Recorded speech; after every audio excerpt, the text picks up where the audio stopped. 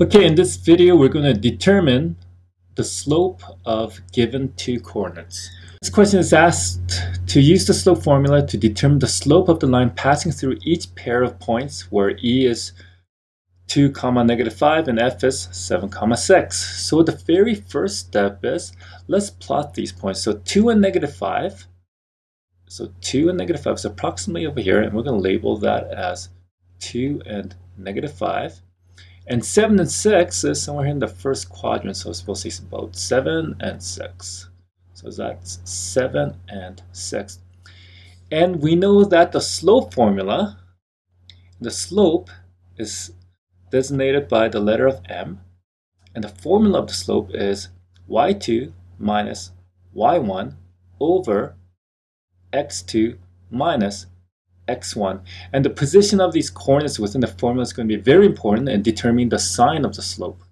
So for example, what we do is the point that's furthest to the right, designate that as your x2 and y2, x2 and y2 coordinates. And the coordinate that's furthest to the left, designate that as your x1 and y1 coordinates. So we'll substitute those values. We can see that y2 is equal to 6.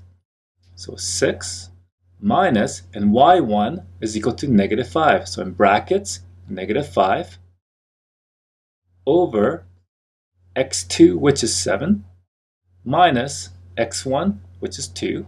Now we'll work that out. So we know that a negative gives you a positive, so that's going to be 6 plus 5 over, well, 7 minus 2 is 5. And we get, well, 6 plus 5 is going to be 11 over 5. So the slope of the curve that connects 2, -5 to 7, 6, if I can connect these dots, the slope of that curve is equal to 11 over 5.